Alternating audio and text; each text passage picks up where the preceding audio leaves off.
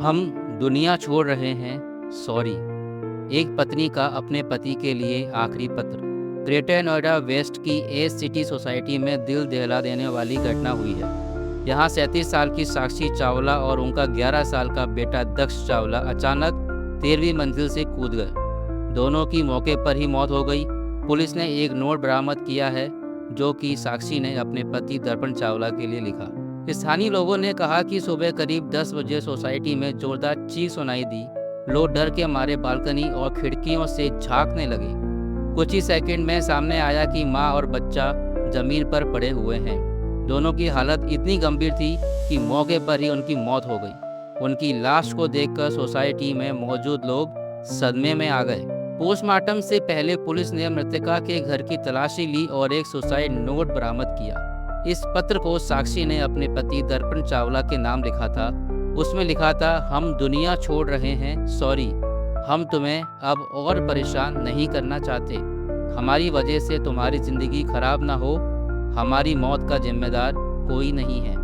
घटना वाले दिन सुबह लगभग 9 बजे दर्पण चावला उठे और अपनी पत्नी से बेटे को दवा देने के लिए कहा। साक्षी ने दक्ष को उठाया, दवा दी और उसे बालकनी में टहलाने ले गई। कुछ ही देर में दोनों अचानक 13वीं मंजिल से नीचे गिर गए। ये पूरी घटना इतनी तेजी से हुई कि कोई कुछ समझ ही नहीं पाया। एडीसीपी सेंट्रल नोएडा शैव्या गोयल ने कहा कि बेटे की मानसिक स्थिति और मां का लगातार तनाव इस घटना की मुख्य वजह लगती है। पुलिस ने मौके से सुसाइड नोट भी बरामद किया है। जांच चल रही है। पड़ोसी बताते हैं कि साक्षी और उनका परिवार हमेशा शांत और मिलनसार था। इस घटना ने सभी को हैरान कर दिया है। लोग पूछ रहे हैं कि आखिर साक्षी ने इतना बड़ा और हार्ट ब्रोकन कदम क्यों उठाया। सोसाइटी में अफरा तफरी का माहौल था। बच्चे और बड़े सभी सदमे में थे। सोशल मीडिया पर वायरल हुए वीडियो और तस्वीरों ने दिल दहला दिया। साक्षी चावला हाउसवाइफ थी और उनके पति दर्पण चावला चार्टर्ड अकाउंटेंट हैं। परिवार मूल रूप से उत्तराखंड के गड़ी नेगी गांव का रहने वाला है और यहाँ फ्लैट में रह रहे थे। परिजन इस अचानक कदम से सदमे में हैं। पड़ोसी और परिवार के करीबी बताते हैं कि दक्ष की बीमारी और साक्षी का लगातार मानसिक तनाव इस घटना की वजह बने।